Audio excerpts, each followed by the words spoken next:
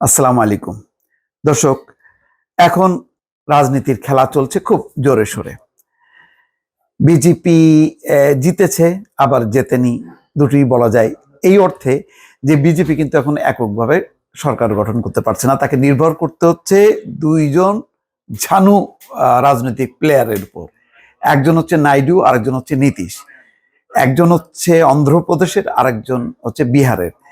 তো তাদের উপর ভর করে যখন কি তিনি সরকার চালাবেন, তো তারা কেন ছাড় দেবেন? যার কারণে একটা শিরোনাম আপনাদেরকে বলি, সেটা পড়লেই বা জানলেই বুঝতে পারবেন যে নীতিশের জালে আটকেছে বিজেপি, চাইছেন 4টি মন্ত্রণালয়।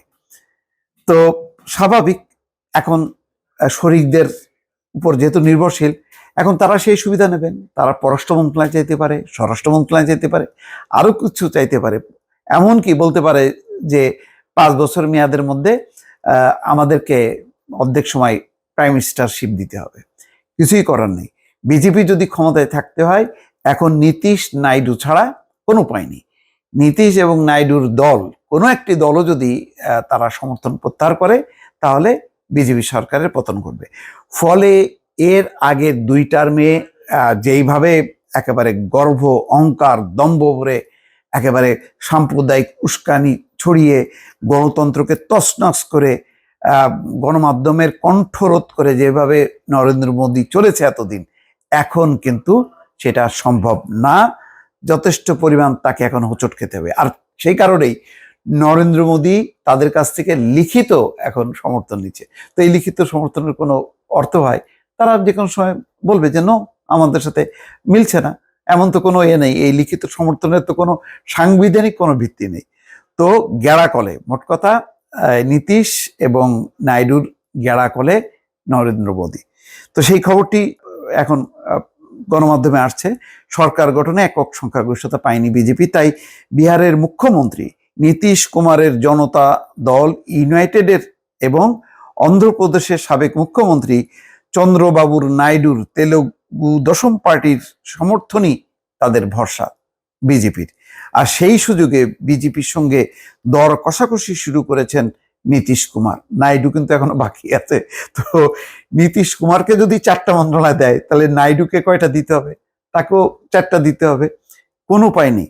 ভারতীয় গণমাধ্যম হিন্দুস্তান টাইমস বলছে, নরেন্দ্র মোদীকে তৃতীয়বার প্রধানমন্ত্রী পদে আনতে নীতিশ কমপক্ষে 4জন কেন্দ্রীয় মন্ত্রীর পদ দাবি করেছেন। পাশাপাশি বিহার দ্রুত নির্বাচনেরও রাজ্যের জন্য বরাদ্দ অর্থ বাড়ানোর দাবি জানাবেন তিনি। সরকার গঠনে নিজেদের কৌশল নির্ধারণে বিজেপি নেতৃত্বাধীন এনডিএ জোট বুধবার বিকেলে রাজধানী দিল্লিতে বৈঠকে বসেছে। সেই বৈঠকে যোগ দিয়েছেন নীতিশ কুমার এবং চন্দ্রবাবু নাইডু। এখন নীতিশ এবং নাইডুর চক্করে কিন্তু নরেন্দ্র মোদী। আগে যেটা হতো যে শরিকরা ছিল, কিন্তু শরিকদেরকে অত গুরুত্ব না দিলেও চলতো, যেহেতু বারবার একক সংখ্যাগরিষ্ঠতা পেয়েছে। 272-এর জায়গায় একাই 300 বা তার কাছাকাছি আসন পেয়েছে। তো সুতরাং শরিকদেরকে অত গুরুত্ব না দিলে চলতো। কিন্তু এখন তো আর উপায় নেই। 240টা আসন নিয়ে তো আর সরকার গঠন করা যায় না। ফলে অন্য দল লাগবে। আর ছোটখাটো 1-2টা করে আসন আছে, এমন কিছু দলও আছে। তো লোকসভা ভোটের ফলাফল প্রকাশ্যে আসার সঙ্গে সঙ্গেই ভারতীয় রাজনীতিতে এই মুহূর্তে সবচেয়ে আলোচিত নাম নীতিশ কুমার। জেডিইউ যে বিজেপির দিকে ঝুঁকে, সে কথা বলাই বাহুল্য। তবে নীতিশ কুমার বরাবরই রাজনীতিতে তার স্বার্থ ছাড়া কিছু করেন না। নীতিশ কুমারের দলের এক শীর্ষ নেতা বলেছেন, কেন্দ্রীয় রেল, পানি সম্পদ, গ্রামোন্নয়নের মতো মন্ত্রণালয় চান তারা, যাতে রাজ্যের জন্য উন্নতি করতে পারে। 18 বছরে নীতিশ কুমার সরকার ভালো উন্নতির চেষ্টা করেছে বিহারে। সেই উন্নয়ন অব্যাহত রাখতেই এতগুলো মন্ত্রণালয় চাইছে তারা। এখন ঠেলা সামলাইতে হবে কিন্তু মোদীকে। এখন কিভাবে সে হ্যান্ডেল করবে, এখন সেটাই দেখার বিষয়। দর্শক ভালো থাকবেন। আল্লাহ হাফেজ।